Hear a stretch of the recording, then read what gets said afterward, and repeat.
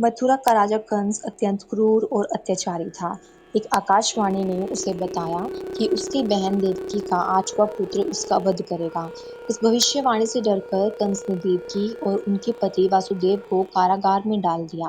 कंस ने देवकी के एक-एक करके 7 पुत्रों को बेरहमी से मार डाला। जब देवकी जी ने 8वें पुत्र को जन्म दिया, तो चारों तरफ घनघोर अंधेरा छा गया।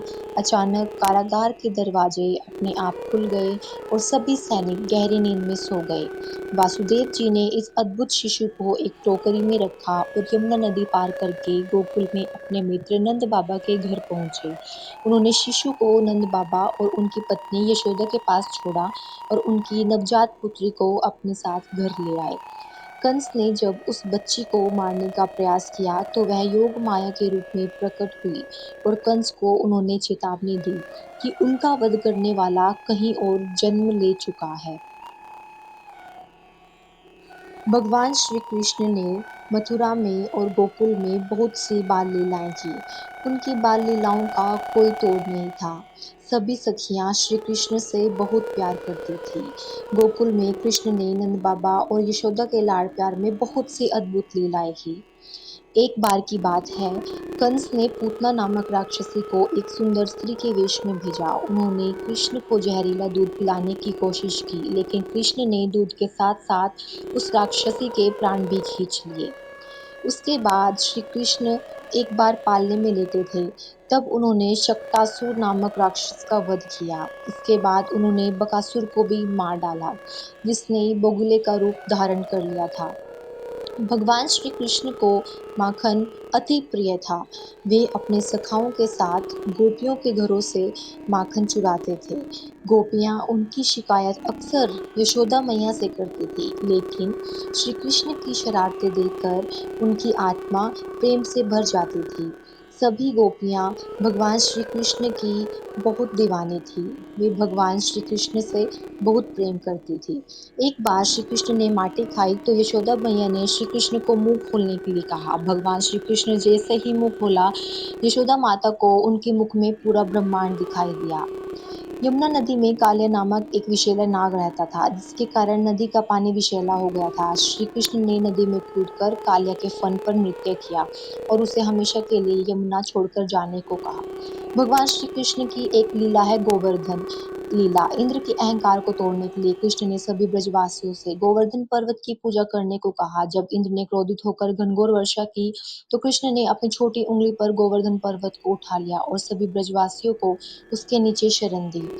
इन सभी घटनाओं से सभी ब्रजवासियों को यह स्पष्ट हो गया था कि श्री कृष्ण कोई साधारण बालक नहीं है, बल्कि स्वयं परमेश्वर है।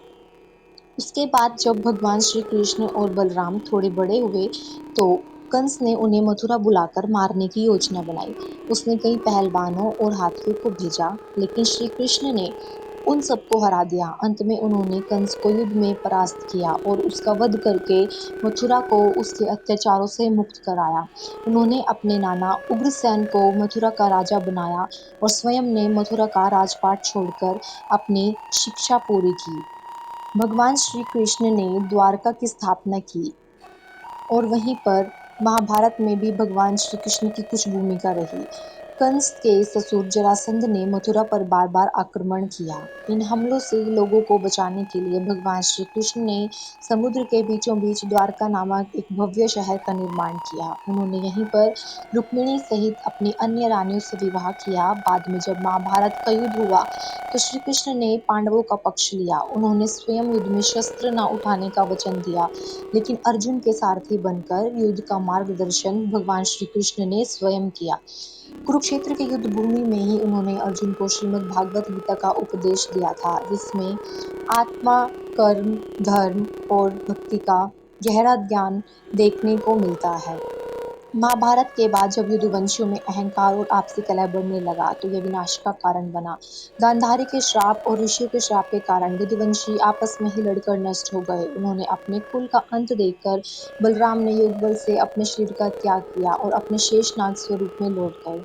इसके बाद भगवान श्री कृष्ण प्रभास तीर्थ के जंगल में एक पीपल के पेड़ के नीचे ध्यान मुद्रा में बैठ गए। उसी दौरान जरा नामक एक शिकारी हिरण का शिकार करने आया। दूर से श्री कृष्ण के चमकते हुए पैरों को उसने हिरण का मुख समझा और अनजाने में तीर चला दिया।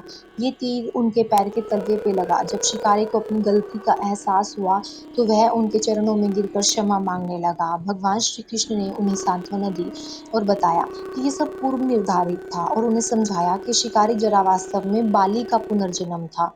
यह उनके पिछले जन्म राम अवतार के एक वचन का पालन था।